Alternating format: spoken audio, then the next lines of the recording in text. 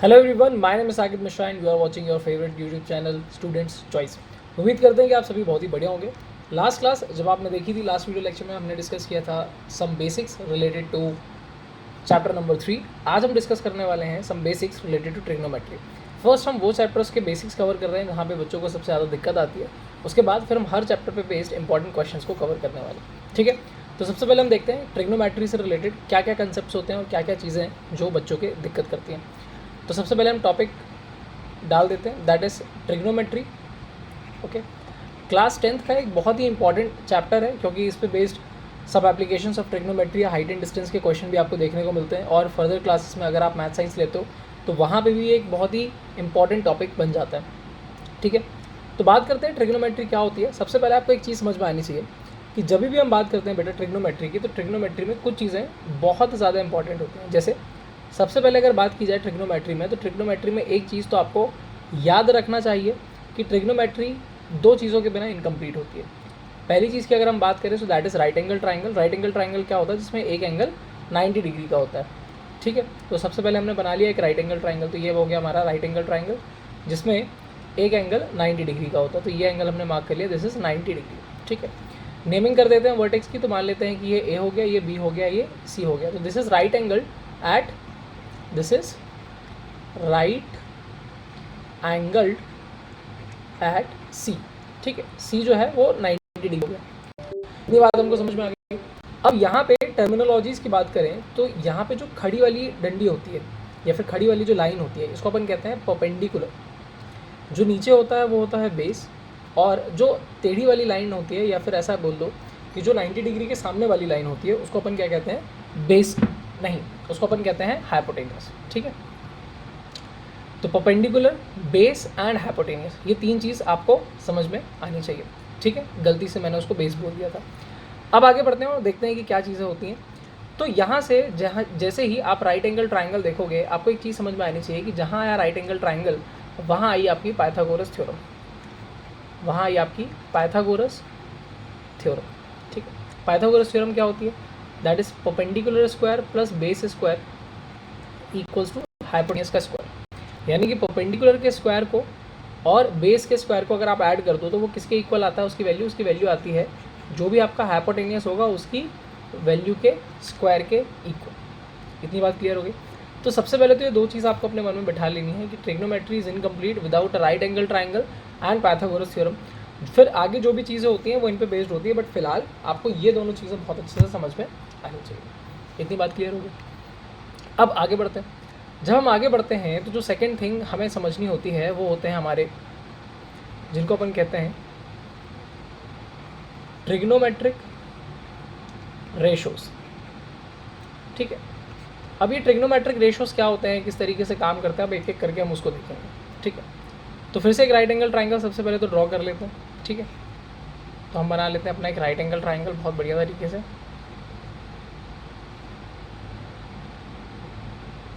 Perfect. तो यहाँ पे नेमिंग अगर मैं करूँ तो ये हो गया हमारा परपेंडिकुलर, ये हो गया हमारा हाइपोटेनियस और ये हो गया हमारा बेस, ये हमारा हो गया 90 डिग्री वाला एंगल, ठीक है। अब आप समझो कि यहाँ पे चीज़ क्या चल रही है। ट्रिग्नोमेट्रिक रेशोज आपने साइन, कॉस, टैन, कॉट, सेक, कॉसेक इनके नाम तो सुने होंगे, बट कन्फ्यूजन बहुत ज़्यादा होती है कि किसको हम कॉसेक बोलें, किसको सेक बोलें, या फिर ये चीज़ें होती क्या है। तो सबसे पहले रेशो लिखा हुआ है यहाँ पे और ट्रिग्नोमेट्री से रिलेटेड टर्म है। मतलब ये जो चीज़ दिख रही है ना, तीन चीज़ कौन कौन सी? एक हो गया परपेंडिकुलर, एक हो गया हाइपोटेनियस और एक हो गया base. Perpendicular base hypotenuse, hypotenuse base perpendicular. इन तीनों को एक दूसरे के अपॉन में हमको रखना है, मतलब डिवीजन में हमको रखना है। कभी हम परपेंडिकुलर के अपॉन में बेस रख देंगे, कभी हाइपोटेनियस के अपॉन में बेस रख देंगे, कभी बेस के अपॉन में परपेंडिकुलर रख देंगे, और एक दूसरे के अपॉन में रखने के बाद जो हमको रेशो मिलेगा, जो आइडेंटिटी या जो क्वांटिटी मिलेगी, उनको ही हम कहते हैं ट्रिग्नोमेट्रिक रेशोस, ठीक है। तो तीन बेसिक हमारे होते हैं और फिर जो तीन होते हैं वो उनके अपोजिट होते हैं।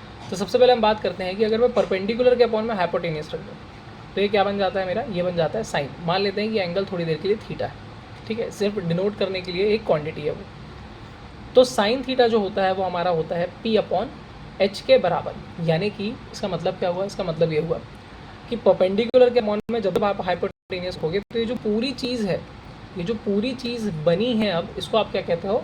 साइन थीटा, ठीक है। सेकेंड चीज़ पर चलते हैं। तो सेकेंड चीज़ होती है हमारी कि अगर मैं आपको बोलूँ कि अगर आप बेस के अपॉन में हाइपोटेनियस रख दो तो ये क्या बन जाता है, ये बन जाता है हमारा कॉस थीटा, यानी कि कॉस थीटा क्या हो जाएगा, बेस अपॉन हाइपोटेनियस। ठीक है। थर्ड होता है अगर आप परपेंडिकुलर के अपॉन में, अगर आप परपेंडिकुलर के अपॉन में बेस रख दो तो ये क्या बन जाता है हमारा टैन थीटा। और फिर बाकी जो तीन बनते हैं वो इन्हीं के अपोजिट होते हैं। ठीक है, किस तरीके से होते हैं चलो चेक कर लेते हैं। सबसे पहले फोर्थ नंबर पे तो आता है हमारा कॉसेक थीटा, जो कि किसका अपोजिट होता है, साइन थीटा का अपोजिट होता है। तो ये होता है इसका अपोजिट मैं यहाँ लिखूंगा और इसका अपोजिट मैं यहाँ लिखूंगा। तो कॉसेक थीटा क्या होता है, साइन थीटा का अपोजिट। साइन थीटा होता है परपेंडिकुलर अपॉन हाइपोटेनियस, तो ये क्या हो जाएगा, hypotenuse upon perpendicular. Okay, then क्या हो जाएगा, कॉस थीटा इक्वल्स टू होता है बेस अपॉन हाइपोटेनियस, तो ये हो जाएगा हमारा sec theta, hypotenuse upon base. और टेन का उल्टा जो होता है वो होता है कॉट थीटा, जो कि होता है बेस अपॉन परपेंडिकुलर। अब एक दिमाग में चीज़ आ रही होगी कि क्या इतनी सारी चीज़ें याद रखनी पड़ेगी, तो इसका जवाब है हाँ, याद तो आपको रखना पड़ेगा, बट एकदम से अगर याद नहीं हो रहा है तो धीरे धीरे करते करते जब आप प्रैक्टिस करोगे, जब आप 4 बार उन चीज़ों को लिखोगे तो आपको ये चीज़ें ऑलरेडी याद हो जाएंगी कि किसको क्या कहते हैं। बस आपको एक चीज़ याद रखनी है, कुछ इंपॉर्टेंट चीज़ें जो याद रखनी है कि जैसे एस का जो उल्टा होता है वो सी से स्टार्ट होता है। ठीक है, जो सी का अपोजिट होता है वो एस से स्टार्ट होता है, और टेन का तो फिर कॉट है ही, दोनों जगह टी टी आ रहा है। तो कुछ अपनी शॉर्ट ट्रिक्स बना के कुछ इस तरीके से चीज़ों को एवॉल्व करके आप इन चीज़ों को याद कर सकते हैं। इतनी बात क्लियर हो गई। चलो अब बढ़ते हैं कुछ इंपॉर्टेंट रिलेशंस की तरफ। ठीक है, तो अब हम बात करने वाले हैं सम इंपॉर्टेंट रिलेशंस। ठीक है, सम इंपॉर्टेंट रिलेशंस। ठीक, सम इंपॉर्टेंट रिलेशंस क्या होते हैं, कैसे होते हैं, क्यों होते हैं, क्या चीज़ होती है, समझना। ठीक है, फर्स्ट अगर हम बात करें, ठीक है, तो जो भी हमारा ट्रिग्नोमेट्रिक रेशो होता है वो सामने वाले के, मतलब जो भी उसका अपोजिट होगा वो उसके रेसिप्रोकल के बराबर होगा। एक एग्जांपल देके मैं समझाता हूँ। आपको पता होगा कि साइन थीटा को मैं क्या लिख सकता हूँ, परपेंडिकुलर अपॉन हाइपोटेनियस, और इक्वल टू में लिखा है 1। कॉसेक थीटा को मैं क्या लिख सकता हूँ, हाइपोटेनियस अपॉन परपेंडिकुलर, ये परपेंडिकुलर ऊपर चला जाएगा तो ये वापस से क्या बन जाएगा, परपेंडिकुलर अपॉन हाइपोटेनियस। तो खैर इतना तो आपको याद नहीं रखना, ये तो मैंने सिर्फ एक बेसिक अंडरस्टैंडिंग के लिए बताया था, बट ये चीज़ आपको याद रखनी है। यानी कि जो कॉसेक थीटा हो जाएगा वो किसके बराबर हो जाएगा, 1 अपॉन साइन थीटा के। फिर इसी पे बेस्ड अगर आप आगे चले तो जो कॉस थीटा होगा वो किसके इक्वल हो जाएगा, 1 अपॉन सेक थीटा के। तो जो सेक थीटा हो जाएगा वो किसके इक्वल हो जाएगा, 1 अपॉन कॉस थीटा के। और जो टेन थीटा हो जाएगा वो किसके इक्वल हो जाएगा, 1 अपॉन कॉट थीटा। और जो हमारा कॉट थीटा हो जाएगा वो किसके इक्वल हो जाएगा, 1 अपॉन टैन थीटा की इक्वल हो जाएगा। तो ये चीज़ें पहले तो आपको याद रखनी है। ठीक है, बहुत इंपॉर्टेंट रिलेशंस होते हैं जब आप आइडेंटिटीज़ पे बेस्ड क्वेश्चंस करोगे। ठीक है, जहाँ पे आपको left hand side equals to right hand side या बहुत सारी चीज़ें प्रूव करने वाली होती हैं, तो वहाँ पे आप देखोगे कि इस टाइप के काफ़ी सारे कंसेप्ट आपको यूज़ करने पड़ते हैं। किस तरीके से यूज़ करने पड़ते हैं वो आप यहाँ पे देखोगे। ठीक, अब आगे चलते हैं। फिर हमारा कुछ और इम्पॉर्टेंट रिलेशन आते हैं। ये मान लेते हैं कि पार्ट 2 हो गया। ठीक है, इंपॉर्टेंट रिलेशन। तो पहली चीज़ जो आपको याद रखनी है दैट इज़ कि अगर आप साइन थीटा और उसके अपोजिट, यानी कि किसी भी दो अपोजिट रेशोज़ को अगर मैं मल्टीप्लाई करता हूँ तो इनका आंसर कितना आता है, 1 आता है। ठीक है, कैसे आता है उसको भी एक बार देख लेते हैं। तो मुझे बताओ भाई कि साइन थीटा क्या होता है, perpendicular upon hypotenuse. Cosec theta क्या होता है, हाइपोटेनियस अपॉन परपेंडिकुलर। एच से एच कैंसिल हो गया, पी से पी कैंसिल हो गया, व्हाट डिड आई गेट, 1। तो इस तरीके से आप याद रख सकते हो। ठीक है, इसलिए मैंने आपको सिर्फ रटवाया नहीं है चीज़ों को, इसलिए मैंने आपको बता भी दिया। सेकेंड चीज़, अगर मैं कॉस थीटा, ठीक है, अगर मैं cos theta into sec theta करूँ तो ये भी क्या आएगा, 1। और दो अपोजिट है, मतलब टैन थीटा और इसका अपोजिट क्या होता है, कॉट थीटा। तो इसको भी अगर मैं मल्टीप्लाई कर दूँ तो मेरा आंसर कितना आएगा, 1 आएगा। क्लियर हो गई बात। और एक चीज़ और जो आपको याद रखनी है, अगर मैं बोल दूँ इसको पार्ट 3, वो ये होता है कि आपको हमेशा याद रखना है कि जो टेन थीटा होता है ना वो किसके भी बराबर होता है, sine theta upon cos theta के बराबर। कैसे होता है चेक कर लेते हैं। टेन थीटा क्या होता है, perpendicular upon base. Sine theta क्या होता है, परपेंडिकुलर अपॉन हाइपोटेनियस, और कॉस थीटा क्या होता है, बेस अपॉन हाइपोटेनियस। यानी कि हाइपोटेनियस हाइपोटेनियस कैंसिल, क्या बचा, पी अपॉन बी, तो दोनों एक दूसरे के बराबर आ गए।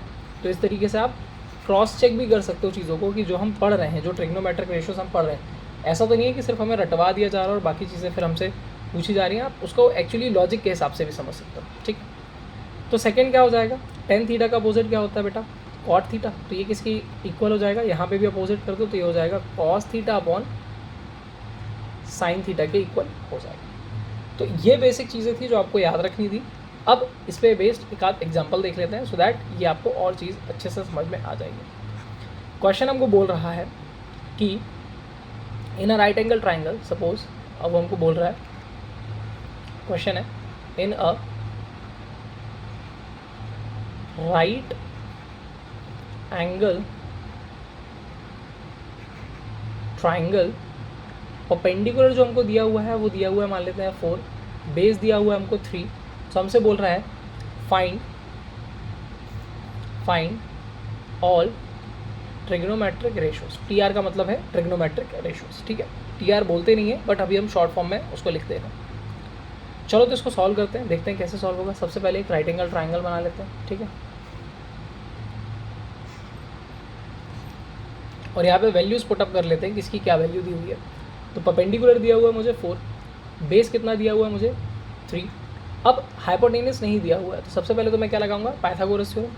क्या होती है पाइथागोरस थ्योरम, बार बार आप जब भी क्वेश्चन सॉल्व किया करो लिखा करो, जब आप लिखते हो ना तो वो चीज़ आपके दिमाग में ज़्यादा टाइम तक रहेगी, ठीक है। तो पाइथागोरस थ्योरम क्या होती है, P square plus B square equals to H square. अब यहाँ पे सिर्फ वैल्यूज़ को पुटअप करना है, तो परपेंडिकुलर कितना है 4, यानी कि 4 का स्क्वायर, बेस कितना है यहाँ पे 3, यानी कि 3 का स्क्वायर, हाइपोटेनियस कितना है यहाँ पे नहीं पता, तो हाइपोटेनियस का स्क्वायर लिखे रहने देते हैं।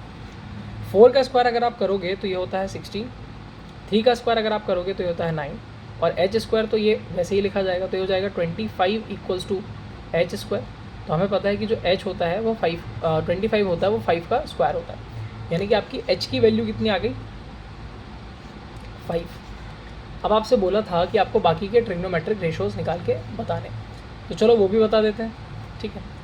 सबसे पहले साइन थीटा, तो ये क्या होता है, परपेंडिकुलर अपॉन हाइपोटेनियस, यानी कि परपेंडिकुलर की वैल्यू कितनी है 4, हाइपोटेनियस की वैल्यू कितनी है 5, तो ये आ जाएगा 4/5 ठीक है।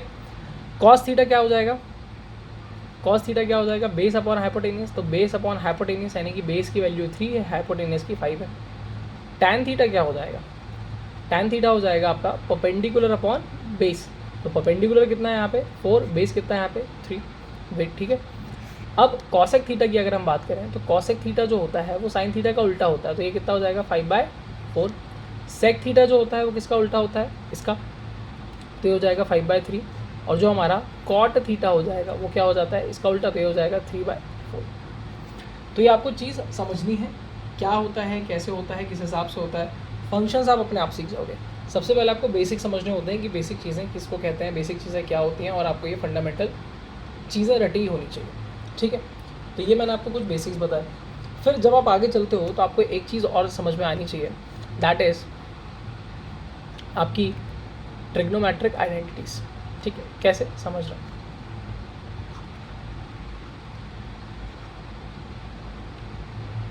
ट्रिग्नोमेट्रिक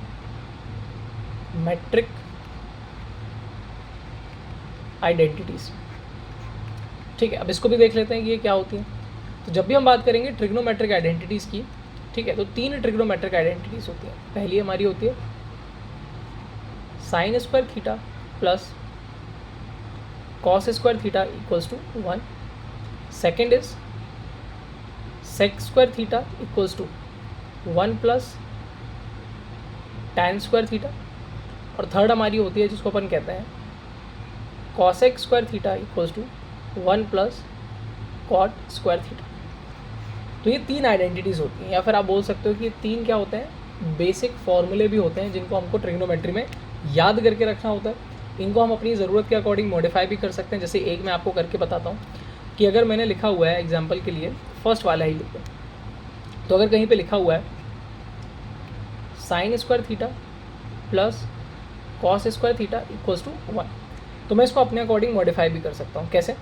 जैसे अगर मुझे साइन स्क्वायर थीटा की सिर्फ वैल्यू चाहिए तो मैं क्या कर सकता हूँ, कॉस स्क्वायर थीटा को उस साइड भेज दूंगा तो ये कितना हो जाएगा 1 माइनस कॉस स्क्वायर थीटा।